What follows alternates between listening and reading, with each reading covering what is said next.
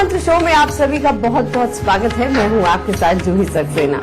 आज सुबह सुबह आपको चांद दिखा रहे हैं हम, तो जाहिर है कुछ खास बात ही होगी। दरअसल आज चांद की बात होगी। हमारे साथ देश के सबसे बड़े गुरु astro scientist GD Vashishtha ji भी हैं। गुरु जी बहुत बहुत स्वागत है आपका।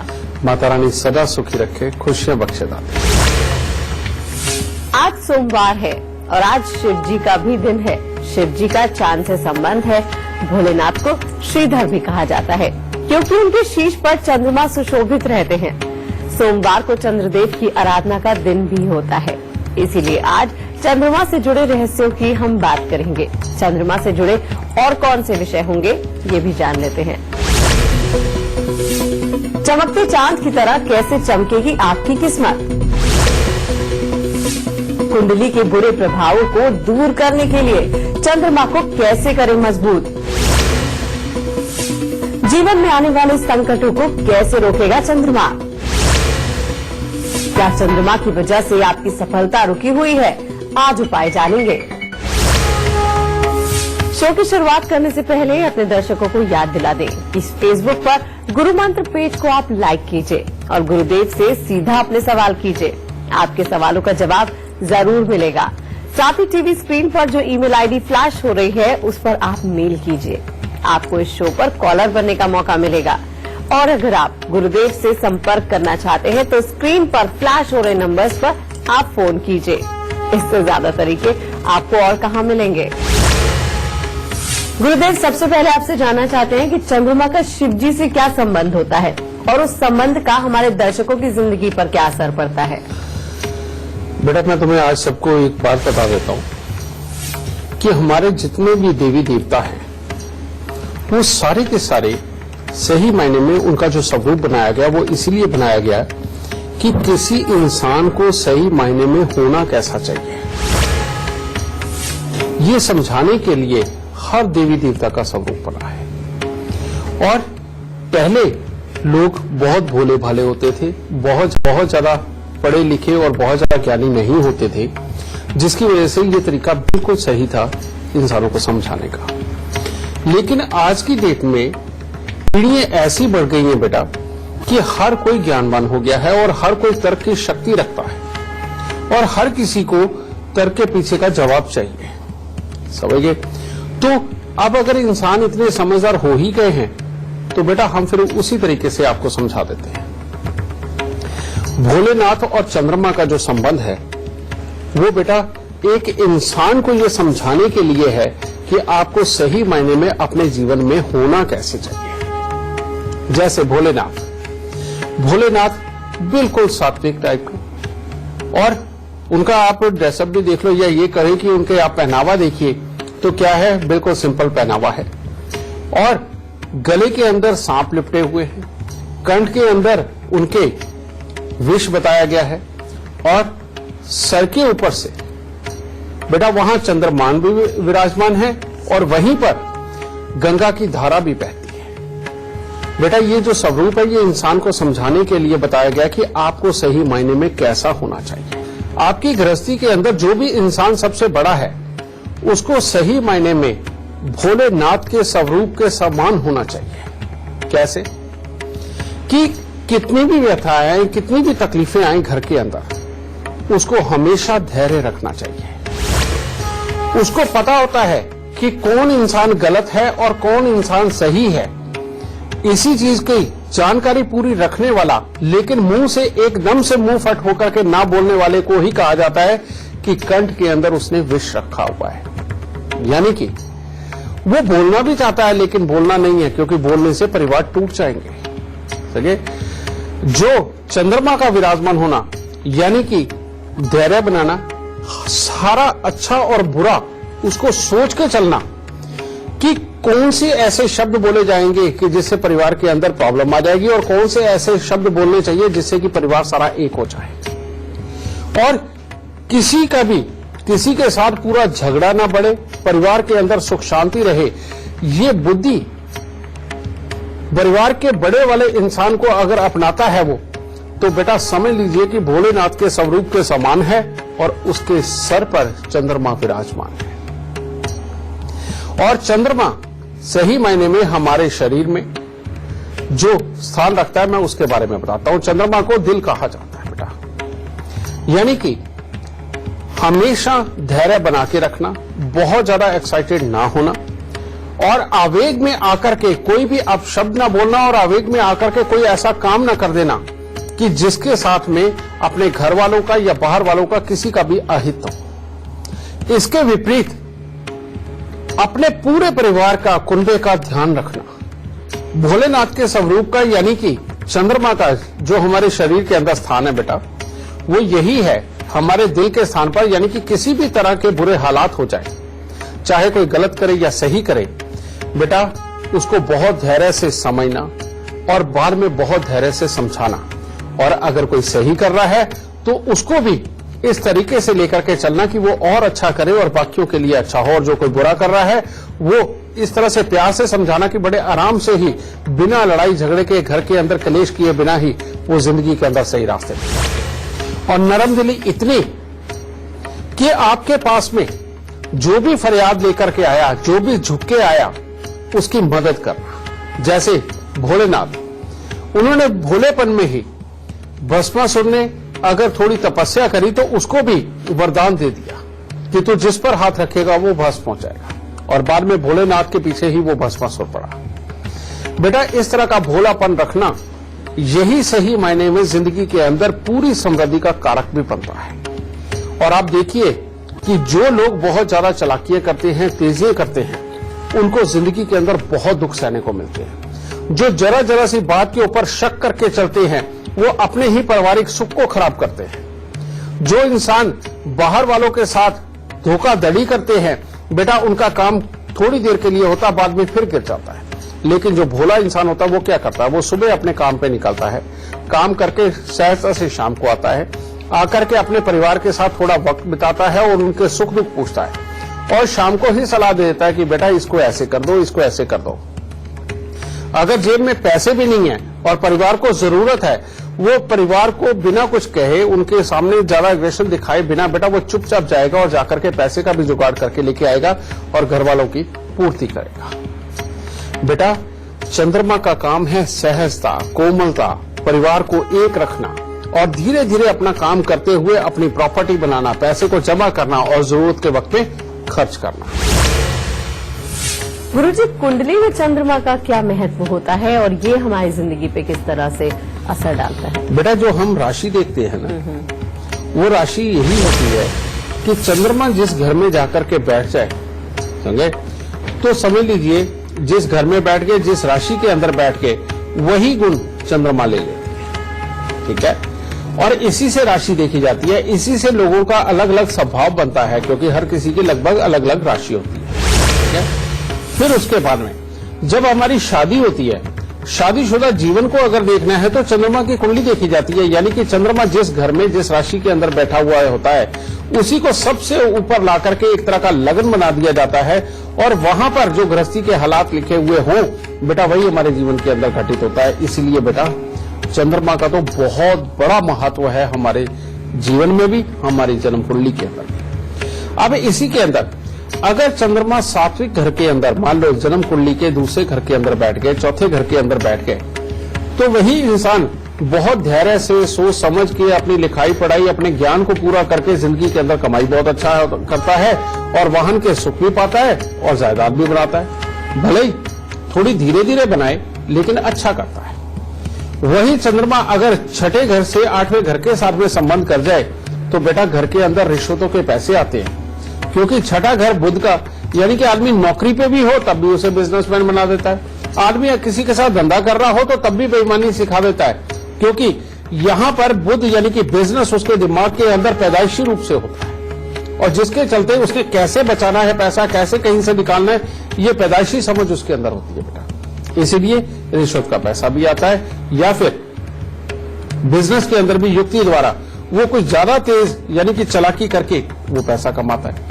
वही चंद्रमा भाग्य स्थान के अंदर हो तो इंसान नरम दिल, अच्छा, लोगों की भलाई के काम करने वाला, लोगों के भले के लिए नए नए आश्रम बनाने वाला बेटा इस तरह का बन जाता है। उस इंसान को कैसे भी बुरे हालात के अंदर रखा जाए, वो लोगों के ऊपर नरम दिली में उनके ऊपर मदद करने वाले हालात को पैदा कर ही लेगा। कहने का मतलब लोगों की मदद करेगा ही करेगा, चाहे कुछ भी हो।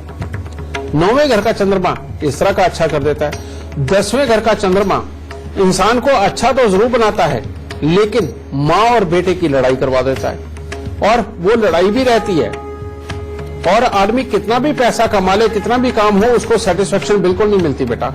और पैसे के मामले में हमेशा जुगाड़ होते हैं। कारण ये कि वो नरम दिली के अंदर, इमोशनल वे के अंदर पैसे बहुत खर्च देता है, अपनों के ऊपर ही खर्च देता है या अपने सुख साधनों के ऊपर खर्च देता है, जिसके चलते उसके पास पैसे की कमी रहती है, फ्यूचर के लिए जोड़ता नहीं। और 12वें घर का चंद्रमा बेटा ये अपनी ही दुनिया में रहता है, नए नए ऊंचे ऊंचे सपने देखता है। जिस तरह के लोग धरती पे मिलते नहीं, उन तरह के लोगों के साथ में जुड़ करके वैसा जीवन बनाने की कोशिश करता है, और धंधे के अंदर अक्सर चोट खाता है। तो बेटा सही मायने में चंद्रमा ही ऐसा ग्रह है जो आपके जीवन की समृद्धि को तय करता है, आपके सोच को तय करता है, आपके घरेलू जीवन को तय करता है, आपके पास कितनी प्रॉपर्टी होगी कितनी नहीं होगी इसको तय करता है, पैसा कितना होगा इसको तय करता है, और सबसे बड़ी बात आपके जीवन को तय करता है कि आप जो पैदा हुए हो कितने साल जियोगे।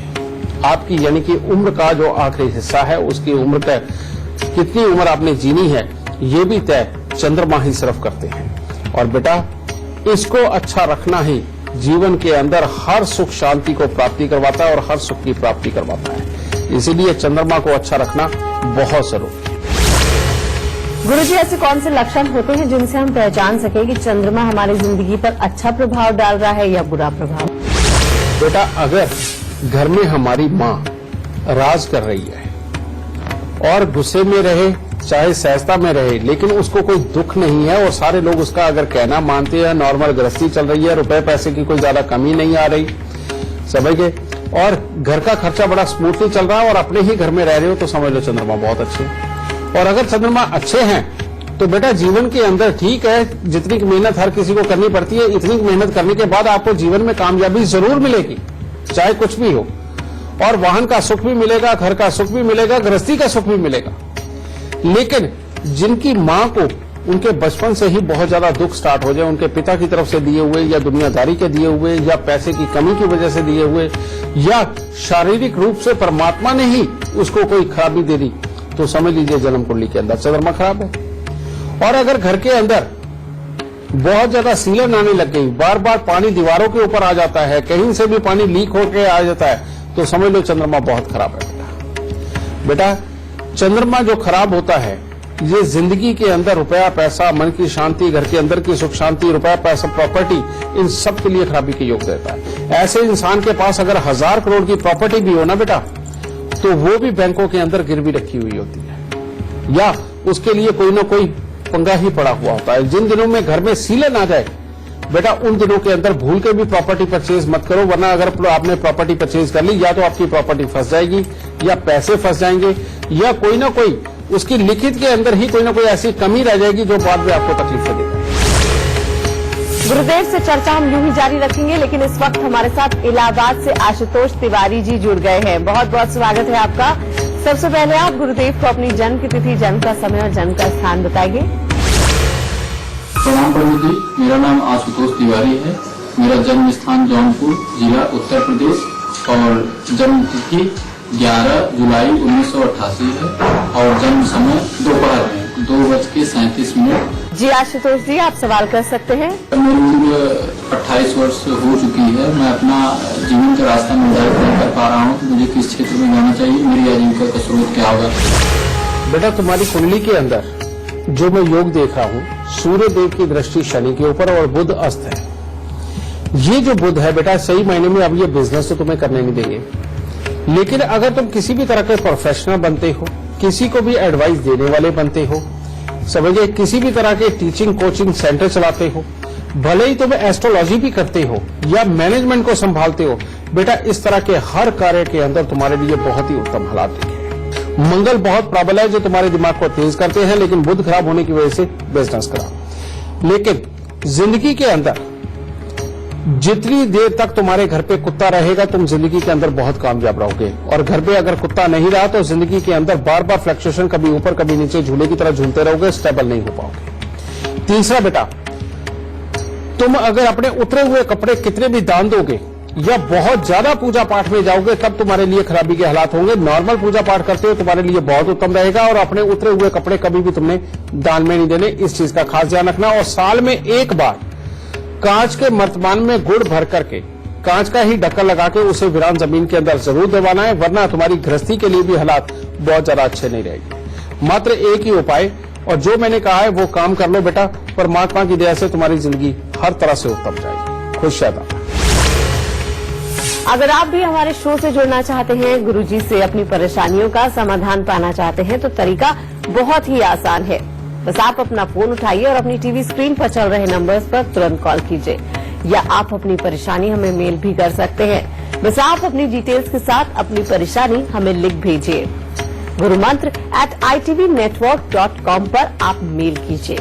हमारी टीम आपसे खुद संपर्क करेगी और गुरुदेव से शो पर बात करवाएगी। एक कॉलर इस वक्त हमारे साथ फोन लाइन पर जुड़ गई है। कल्पना है दिल्ली से, बहुत बहुत स्वागत है आपका। सबसे पहले आप गुरुदेव को अपनी जन्म की तिथि, जन्म का समय और जन्म का स्थान बताइए, फिर सवाल कर सकती हैं। नमस्कार गुरुजी, 12/5/1985 है ठीक है। और समय है 8:47। सुबह के? हाँ जी, सुबह का। मेरा दिल्ली का जन्म है गुरुजी। क्या जानना चाहती हैं? गुरुजी, मैं अपने ससुराल की तरफ से तो बहुत सुखी हूँ, मगर मैं अपने मैके की तरफ से बहुत ज्यादा दुखी हूँ। एक्चुअली बेटा तुम्हारी कुंडली के अंदर शुक्र और बुध के मिल जाने से मंगल देव बद है, बहुत बुरे, और जब मंगल देव बुरे हो जाते हैं तो घर के अंदर जैसे ही मंगल कार्य होते हैं उनके बाद तकलीफों के योग बनाता है। और शनि और राहु का मेल और सूर्य ग्रहण, शनि और राहु का मेल कहते हैं जब भी मकान बनेगा कोर्ट कचहरी या हॉस्पिटलों के धक्के खाने के योग शुरू होंगे और कोई ना कोई एक्सीडेंटल कंडीशनें बनेंगी। और शनि पिता के घर में बैठे हैं और सूर्य ग्रहण, तो यानी कि जितना दुख मिलेगा वो पिता को मिलेगा, लाभ खराब हो जाएंगे, उल्टे कई बार बदनामियों के योग भी और सेहत की खराबी के योग तो है ही। बेटा इतने खराब हालात के अंदर ये कुंडली आकर के बैठी हुई थी बेटा, जो तुम्हारे मायके के लिए है। इसको इमीडिएटली टालने के लिए बेटा उपाय लिखो। 43 दिन लगातार 4 मुट्ठी साबुत बादाम और 1 नारियल पूजा वाला ये लेकर के इनको सरसों का तेल लगा करके या तो जल प्रवाह करो या बेटा गरीबों को दान दे दो। ये 43 दिन का उपाय करना बेहद जरूरी है बेटा। दूसरा बेटा, मिट्टी के लोटे में देसी खांड भर के लाल कपड़े से उसका मुंह बंद करके उसको वीरान जमीन के अंदर जाके दबा के आओ, और फिर 43 दिन ही लगातार 12 ग्राम गुड़ लेकर के उसको मंदिर में देना, और हर मंगलवार को 8 गुड़ की रोटी तंदूर में लगवा के कुत्ते और कौवों को डालना। बेटा अगर ये उपाय किए तो तुम्हारे मायके के दुख हर तरह से खत्म होंगे। और अपने पिताजी को कहना कि अब कम से कम 3 साल तक घर के अंदर किसी भी प्रकार की तोड़ फोड़ या रिपेयर ना करवाएं, वरना उनको आगे और बहुत सारी तकलीफें भोगने को मिल सकती है। ठीक है बेटा, खुश है दादा। एक और कॉलर हमारे साथ जुड़ गई है, मुक्ता है फरीदाबाद से, बहुत बहुत स्वागत है आपका। सबसे पहले आप गुरुदेव को अपनी जन्म की तिथि, जन्म का समय और जन्म का स्थान बताइए, फिर सवाल कीजिए। जी, मेरा नाम है मुक्ता कनेजर जी, और मेरी डिटेल्स है, बर्थ डिटेल्स 25/8/1976, समय 7:30 सुबह से 7:40 के बीच है, एग्जैक्टली नहीं पता। क्या जानना चाहती हैं? जी मैम, मेरा करियर सेट नहीं हो पा रहा, मतलब इतना पहले जॉब करती थी वो एकदम जल्दी जल्दी छूट जाती है, और फिर उसके बाद ना जॉब मिल रही है, और मतलब कॉन्फिडेंस एकदम लूज हुआ है, फाइनेंशियल क्राइसिस चल रहे हैं। बेटा तुम्हारी कुंडली तो लगभग काफी अच्छी है, लेकिन तुम्हारी कुंडली के अंदर काल सर्प दोष है, और ये काल सर्प दोष कहते हैं अपने साथ वालों को जब सबको सब कुछ मिल जाता है तब बड़ी बारी आती है, तब ये जिंदगी के अंदर समृद्धि देनी शुरू करता है। और इस काल सर्प को दोष को तुम अगर तोड़ती हो बेटा, उसके बाद तो वैसे ही जीवन अच्छा रहेगा। और ऊपर से दूसरा एक और योग है बेटा, और वो है बृहस्पति देव का धन भाव के अंदर होना, और ये यहाँ पर बैठ करके काम देते हैं, काम से सेटिस्फेक्शन नहीं देते और स्मूथली कभी नहीं चलने देते बेटा। इन दोनों योगों का उपाय करोगी तो बेटा तुम्हारे लिए हर तरह के अच्छे कार्यों के रास्ते खुल जाएंगे। और साथ ही अगर तुम किसी भी तरह की टीचर बनती हो, ट्रेनर बनती हो, लोगों को एडवाइस करने वाली बनती हो, समझाने वाली बनती हो, मोटिवेशनल गुरु बनती हो बेटा, इन सब के लिए तुम्हारी कुंडली बेहद बेहतरीन है। और इसके अलावा दूसरी तरफ आप किसी भी तरह की सेल में जाते हैं, यानी कि सेल्समैनशिप किसी भी तरह की हो, उसके लिए भी तुम्हारी कुंडली बहुत बढ़िया है। ठीक है, अब इसको ठीक करने का जो रास्ता बेटा वो ये है कि साल में एक बार कांसे का एक बड़ा सा कटोरा लेना है, देसी घी का हलवा बनाना है सूजी के अंदर, वो उसमें डाल देना बेटा। फिर देसी घी को गर्म करके उस हलवे के ऊपर और डाल दो बहुत सारा पिघला करके, और चांदी के नाग नागिन का जोड़ा उसके अंदर डाल के उसके अंदर मुंह देख करके राह चलते किसी भी गरीब आदमी को दान में दे दो। ये हर साल तुम्हें उपाय जरूर करना है और इससे काल सर्प योग का दोष टूटेगा। दूसरा बेटा, जो दृष्टिहीन दिव्यांग व्यक्ति होते हैं बेटा, 10 दिव्यांगों को बेटा हर साल खाना खिलाना तुम्हारे लिए बेहद जरूरी है, और 43 दिन तांबे का पैसा जल प्रवाह कर दो। मात्र इतना सा उपाय करके देखो बेटा, परमात्मा की दया से पैसे के लिए हर तरह के अच्छे हालात खुल जाएंगे, घर के अंदर सुख शांति और समृद्धि मिलेगी, और इसके बाद में जो तुम्हारे को गुस्सा जला आने के योग बने हुए हैं बेटा, वो भी हर तरह से उत्तम हो जाएंगे। दाता खुश रहते हैं। अगर आप भी अपने भविष्य को लेकर चिंतित हैं, आपके भविष्य में क्या होगा, अच्छा होगा, बुरा होगा, तो अब तरीका बहुत ही आसान है। बस आपको अपना फोन उठाना है और ऐप स्टोर में जाके टेल माई लक ऐप अपने फोन में डाउनलोड करनी है। फिर आप अपने भविष्य से जुड़ी हर जानकारियां पा सकते हैं। बात कर रहे हैं आपकी किस्मत चमकाने वाले चंद्रमा की। अगर आप भी अपने भविष्य के बारे में जानना चाहते हैं तो तरीका बहुत ही आसान है। आपको गुरुदेव की ऐप टेल माई लक अपने फोन में डाउनलोड करनी है। उसके बाद आप अपने भविष्य से जुड़ी सभी जानकारियां पा सकते हैं। साथ ही आपको याद दिला दें, टीवी स्क्रीन पर जो ईमेल आईडी फ्लैश हो रही है उस पर आप हमें मेल कीजिए। आपको इस शो पर कॉलर बनने का मौका मिलेगा। और अगर आप गुरुदेव से सीधा संपर्क करना चाहते हैं तो स्क्रीन पर फ्लैश हो रहे नंबर पर आप फोन कर सकते हैं। गुरुजी, कुंडली में अगर चंद्रमा बुरे प्रभाव दे रहा है, हमें बहुत परेशानियां हो रही हैं, तो किस तरह के उपाय किए जा सकते हैं? बेटा बिल्कुल ठीक सवाल तुमने किया। चंद्रमा अगर जन्म कुंडली के अंदर किसी भी तरह से बुरा हो रहा है, सबसे पहले इंसान को मेडिटेशन जरूर करनी चाहिए। और मेडिटेशन आपको सिखाएगी क्या?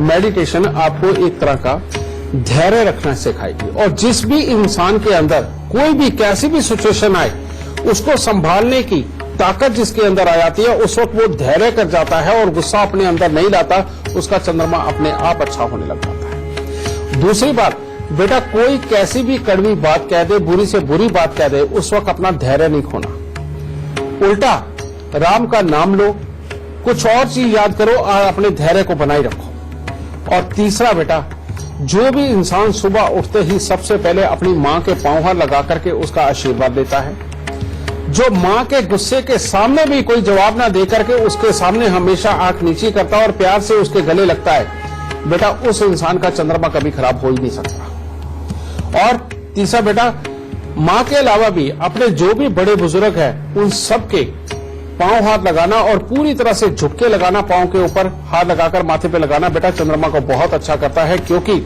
हमारी जो बैक बोन है बेटा, उसके अंदर जब झुकते हैं, वो जो पॉइंट है कमर का बेटा, इसके अंदर सही मायने में चंद्रमा के वो पॉइंट छुपे हुए हैं जो आपको धैर्य, ज्ञान और प्लानिंग बनाने की बुद्धि देते हैं। और सहजता से काम करते हुए किस तरह से अपने काम दुनियादारी से अपने परिवार से निकाल लेने हैं बेटा, ये अकल देते हैं। इसीलिए पांव हाथ लगाने को संस्कार समझने की गलती मत करो, ये आपका बहुत बड़ा ट्रीटमेंट है। और जो भी इस ट्रीटमेंट को अपनाता है, यानी कि पांव हाथ लगाता है बेटा, वो जिंदगी के अंदर मैक्सिमम मुसीबतों से दूर रह के इस दुनियादारी के अंदर बेटा रुपया, पैसा, प्रॉपर्टी, घर की सुख शांति, ये सब पाता है। और इसका जो सबसे अच्छा उपाय है वो एक ही है, और वो है सूर्य और चंद्र को मिलाना। और वो कैसे? हर रोज थोड़ा सा पानी, उसके अंदर थोड़ा सा दूध और 2 दाने चीनी के डाल करके बड़ के पेड़ पे चढ़ाने हैं और तने के ऊपर चढ़ाने हैं। तने से बहता हुआ पानी जो नीचे आएगा बेटा, उसकी गीली मिट्टी का तिलक अपने माथे पे लगाना है। इसके पीछे साइंटिफिक रीजन क्या है? जो बड़ का पेड़ होता है बेटा, वो बहुत गर्म होता है। वो गर्म होने की वजह से बेटा जब हम उसके ऊपर ये जल चढ़ाते हैं तो एक तरह का जल वाष्प होता है। और जो झुक करके टीका लगाने की बात कही जा रही है, वो वाष्प हुआ जल और गर्मी के गुण, यानी कि उस बड़ के पेड़ के गुण को साथ लेकर के जब वो वाष्प होता है, हम जब झुक करके टीका लगाते हैं तो वो हमारे नथनों में सांस के द्वारा चले जाता है। तो सूर्य और चंद्र दोनों की एनर्जी जब हमारे अंदर जाएगी, वो धैर्य भी देगी, शरीर को अच्छा भी करेगी, बीमारियों की जगह नहीं रहने देगी और सहन शक्ति को बढ़ाएगी। गुरुजी, चंद्रमा का असर हमारी सेहत पर भी पड़ता है। जब चंद्रमा का असर बुरा पड़ता है हमारी सेहत पर, तो किस तरह की बीमारियों का सामना करना पड़ता है और उपाय क्या किए जा सकते हैं? बिल्कुल ठीक है बेटा।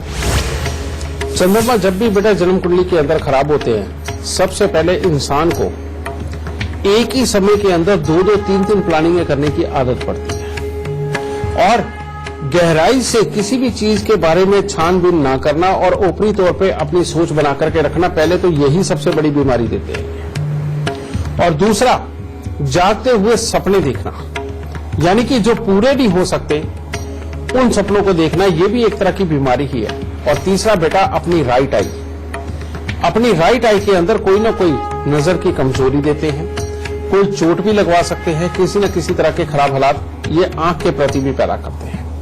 और ऊपर से जिनके चंद्रमा खराब हो जाते हैं बेटा, उन लोगों को शरीर के अंदर ज्यादा पानी भरना या पानी की कमी होना, इस तरह की तकलीफ, और प्लस जो पानी वाले दाने हमारी स्किन के ऊपर निकल आते हैं बेटा, ये भी चंद्रमा की खराबी के कारण ही निकलते हैं। समझे?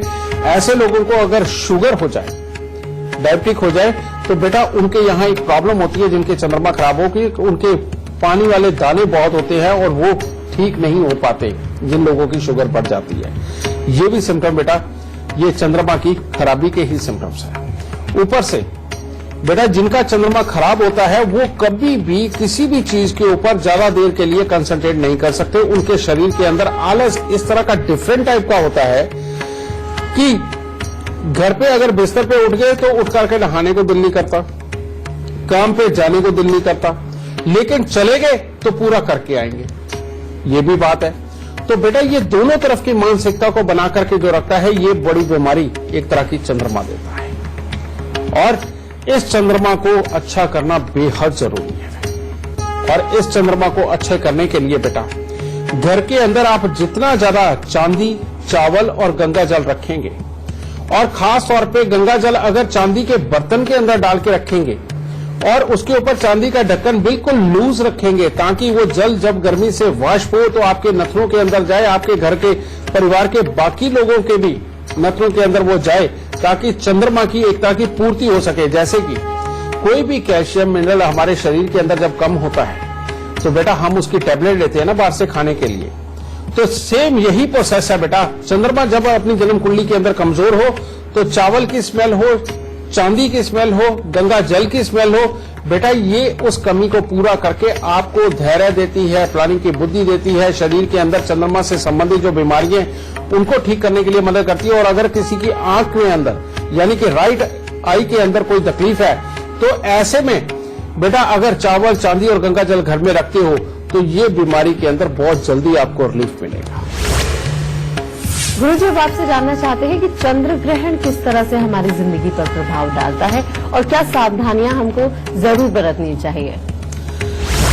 बेटा चंद्र ग्रहण कब किसकी कुंडली में आ जाए ये खुद तो कहा नहीं जा सकता। कारण ये है कि जिस दिन भी जन्म कुंडली के अंदर चंद्र और राहु का मेल हो रहा है, चंद्र और केतु का मेल हो रहा है, चंद्र और शनि का मेल हो रहा है, उस दिन जो भी बच्चा पैदा हो जाएगा उसकी जन्म कुंडली के अंदर अपने आप ही चंद्र ग्रहण हो जाता है। लेकिन चंद्र ग्रहण जो जन्म कुंडली के अंदर होता है ये जिंदगी के अंदर बहुत परेशानियां देता है। सबसे बड़ी बात, ऐसे इंसान को अच्छा बना देता है। अच्छा कैसा? जो दूसरों के काम आए, दूसरों की मदद करे, किसी का भी दुख सुख सुनकर के बेटा बहुत जल्दी पिघल जाए और उनकी मदद करने की कोशिश करे, बिना ये जाने कि ये सामने वाला इंसान चालाकी के साथ, तेजी के साथ इसको इस्तेमाल करने लगा है, ये उसको समझ ही नहीं आती बेटा। इन लोगों के कुंडली के अंदर चंद्र ग्रहण किसी न किसी रूप में होता है। फिर दूसरा, ये लोग जब भी पैसे से रिलेटेड कोई भी डील करते हैं, हमेशा सामने वाले को कम आंक लेते हैं और उसके चक्कर में कम बड़ा सौदा कर पाते हैं। या अगर पैसे मांगने गए हैं तो जितनी इनकी जरूरत है उससे हमेशा कम ही मांग के आएंगे। और ये भी प्रॉब्लम चंद्र ग्रहण को ही देता है। और उसके बाद ये बाहर वालों के लिए, घर वालों के लिए नरम तो जरूर होते हैं, लेकिन बहुत जल्दी आवेश में आकर के अपना धैर्य खो बैठते हैं, जिसकी वजह से एक अलग किस्म की इनको प्रॉब्लम होती है। एक तो अच्छापन इनमें है, दूसरी, इस तरह के स्वभाव के अंदर खराबी भी आती है, जिसके चलते सामने वाला इंसान एक कंफ्यूजन के अंदर ही रहता, वो समझ ही नहीं पाता कि ये इंसान ऐसा है या वैसा है, यानी कि अच्छा है या जुबान का बुरा है या दिल का बुरा है।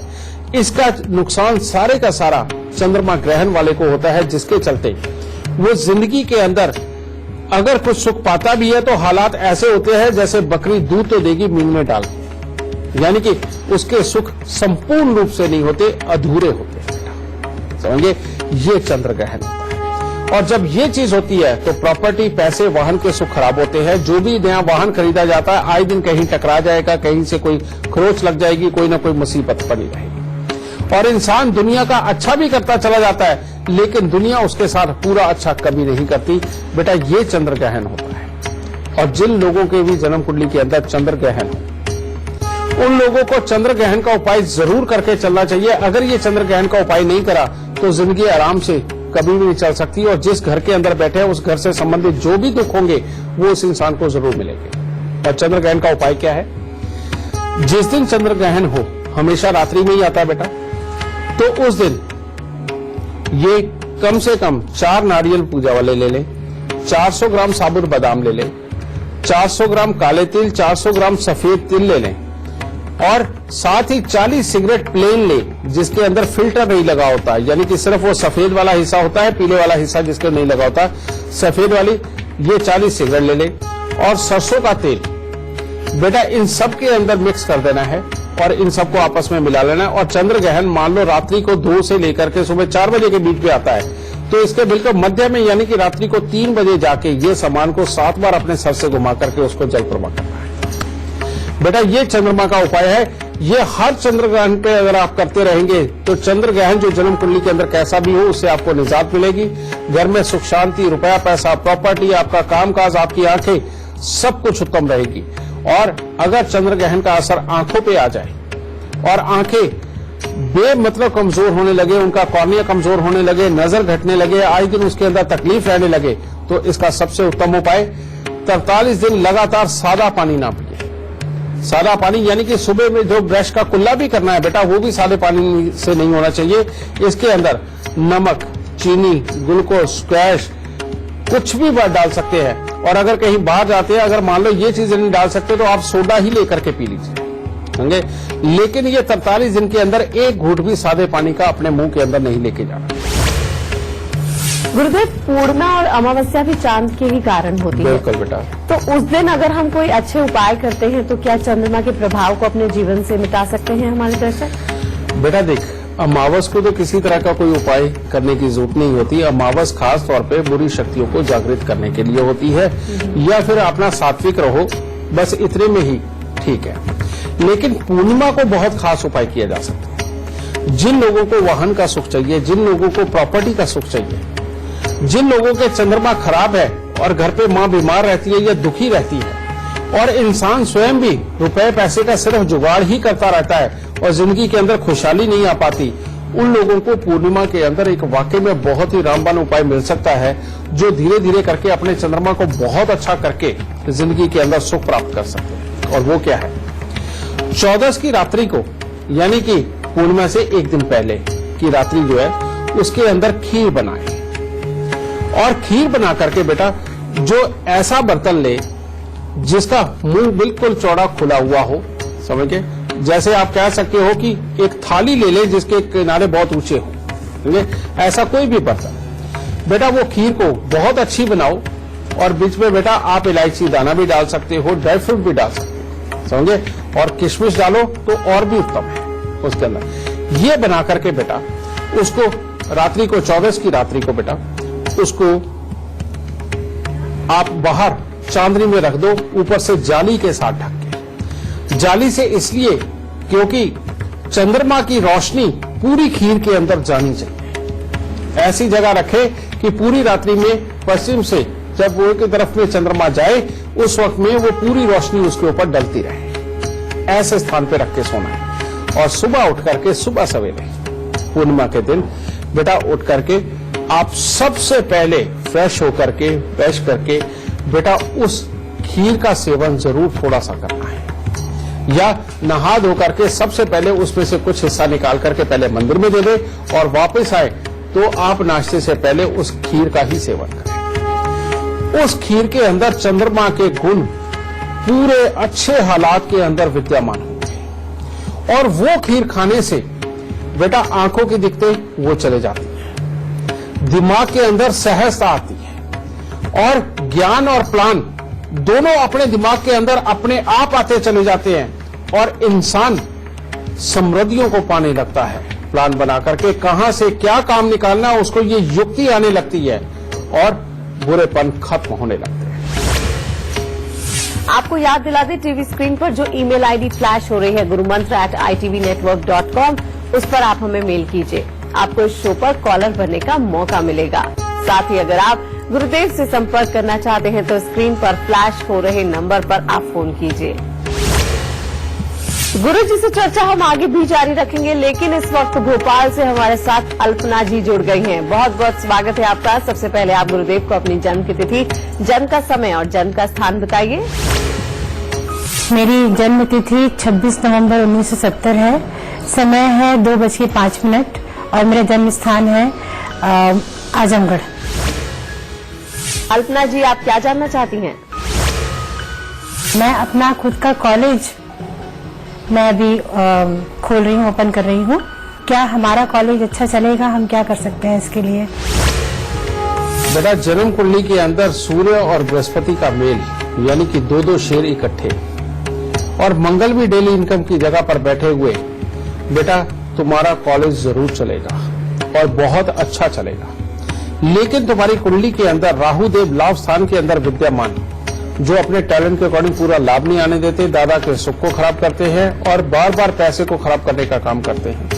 और बुध ऐसे स्थान पर बैठे हुए जो पिता को भी शारीरिक कष्ट भी देते हैं और प्लस अपनी बुद्धि को भी खाम खाई फेंक कर रखते हैं और अंदर एक अजीब सा डर बना के रखते हैं, जिसमें बीच बीच में कभी कभार डिप्रेशन के हालात बनते हैं।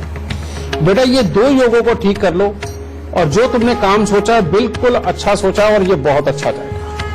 पहले का उपाय, तुमने हर 4 महीने बाद 4 नारियल पूजा वाले लेकर उनको सरसों का तेल लगाकर, काले तिल ऊपर लगा करके बेटा उनको या मंदिर में दे दो या जल प्रवाह कर दो। ये हर 4 महीने बाद करना है। गले में से सोना तुमने कभी नहीं उतारना। और तीसरा, मिट्टी के लोटे के अंदर मशरूम भर करके हर बुधवार को बेटा उसे मंदिर में देना शुरू कर दो। और ये कम से कम 1 साल तक लगातार करते रहना। और अपना नाक ये बीच में से 100 दिन के लिए छिदवा लेना है और 100 दिन के बाद निकाल के तार तुम कहीं पर भी बाहर फेंक दो, इसे घर पे नहीं रखना। मात्र इतना सा उपाय करके देखो बेटा, जो तुम कॉलेज खोलने जा रही हो वो हर तरह से चलेगा, बहुत उत्तम होगा। डर लगना टोटली बंद हो जाएगा, ये डिप्रेशन आता है वो रुक जाएगा और हर तरह से लाभ के सुख तुम्हारे घर में आएंगे और तुम सदा खुशहाल रहो। अगर आप हमारे शो पर लाइव सवाल करना चाहते हैं तो gurumantra@itvnetwork.com पर आप हमें मेल कीजिए। मेल करते समय आप इस बात का जिक्र जरूर कीजिएगा कि आप हमसे लाइव दर्शक जुड़ना चाहते हैं। साथ ही अगर आप गुरुदेव से सीधा संपर्क करना चाहते हैं तो टीवी स्क्रीन पर फ्लैश हो रहे नंबर पर आप कॉल कीजिए। और अब बारी आ गई है आज का गुरु मंत्र गुरुजी से जानने की। गुरुजी, क्या है आज का गुरु मंत्र? बेटा, अगर चंद्रमा की बात चल रही है, भोलेनाथ की बात ही चल रही है, तो आज का गुरु मंत्र भी चंद्रमा और भोलेनाथ से ही संबंधित है। बेटा, जो लोग गरीबी भोग के दुखी हो चुके हैं और जिंदगी के अंदर बहुत ज्यादा कोशिश करने के बावजूद भी उनको 4 पहिया वाहन का सुख नहीं मिल रहा, मकान का सुख नहीं मिल रहा और घर के अंदर सुख शांति नहीं रहती, पैसा जमा नहीं होता और घर के अंदर उतावलापन ऐसा कि कभी किसी को गुस्सा चढ़ा रहता है तो कभी किसी को गुस्सा चढ़ा रहता है और सुख शांति बन ही नहीं पाती। या वो लोग जिनके घर में हर वक्त क्लेश रहता है और घर के अंदर रहना भी दुश्वार है और उसके बाद भी रहना एक तरह की मजबूरी है, बेटा इन लोगों के लिए आज का गुरु मंत्र है। ये गुरु मंत्र का जो आज का उपाय है बेटा, ये हर तरह की समृद्धि लाने में भी सक्षम है, घर से गरीबी को दूर कर देगा और घर के जो कलेश है, बीमारियां, उनको ये दूर भगाएगा। और वो उपाय क्या है कि जो पूर्णिमा की रात्रि होती है बेटा, पूर्णिमा की रात्रि यानी कि अगले दिन पहली तिथि जो आनी होती है उससे पहले की रात्रि, पूर्णिमा की रात्रि को बेटा आप गंगा किनारे जाइए। गंगा किनारे जाकर के रात्रि के वक्त यानी कि 8 बजे के आसपास, 9 बजे के आसपास आप गंगा में स्नान कम से कम 10 मिनट का जरूर करना। और ये करके उस वक्त में भी थोड़ा सा दूध और थोड़े से चावल लेकर के बेटा उन दोनों को आपस में मिला करके, जैसे सूर्य को जल देते हैं इसी तरह से आप चंद्रमा को अर्घ देते हुए बेटा उसको गंगा जी में बहा दीजिए। उसके बाद निकलने के बाद में आप कोई भी सफेद फूल और गेंदे के फूल ये लेकर के नमः शिवाय का जाप करते हुए बेटा ओपन में कहीं भी शिवलिंग हो आप वहां पर उनको चढ़ाइए और कम से कम नमः शिवाय या ओम रुद्राय नमः का जाप करते हुए कम से कम 108 बार आपने शिवलिंग के ऊपर ये फूल चढ़ाए। और उसके बाद में पानी की बाल्टी लीजिए, पानी की बाल्टी के अंदर दूध डालिए और थोड़ा सा शहद भी उसके अंदर डालिए। ये डाल करके 108 लोटे जो तैयार हो जाए वो लेकर के बेटा उसको आप शिवलिंग के ऊपर जल चढ़ाए 108 लोटे और नमः शिवाय का जाप या ओम रुद्राय नमः का जाप ये चलता रहना चाहिए। इस तरह से करके बेटा अगर आप कम से कम 11 पूर्णिमा इस तरह का कार्य कर लेते हैं तो बेटा घर के अंदर सुख शांति पूरी आएगी, समृद्धि आएगी, घर से क्लेश निकल जाएंगे। और सबसे बड़ी बात, जिनको औलाद का दुख है, कहने का मतलब औलाद जिनके होती नहीं है उन लोगों को औलाद भी मिलेगी। ये भोलेनाथ का वरदान। इस उपाय को करिए और सदा सुखी। आज का शो देखने के बाद आपको अपनी कुंडली में चंद्रमा से जुड़ी हर समस्या का समाधान मिल गया होगा। बस गुरुदेव के बताए लक्षणों को आप याद रखिए और उपाय करते रहिए। आज के लिए सिर्फ इतना ही। गुरुदेव बहुत बहुत शुक्रिया इतनी सारी जानकारी के लिए। माता रानी सबको सुखी रखे, खुशियां बख्शे। और अब कल का विषय जान लीजिए। क्या आपके जीवन में परेशानियां जाने का नाम नहीं ले रही हैं? पैसा आता नहीं है, तरक्की और प्रमोशन रुका हुआ है? आपके भाग्योदय से जुड़े सवालों का जवाब पाने के लिए हमारा कल का शो देखना ना भूलें। अभी के लिए हमें दीजिए इजाजत। नमस्कार।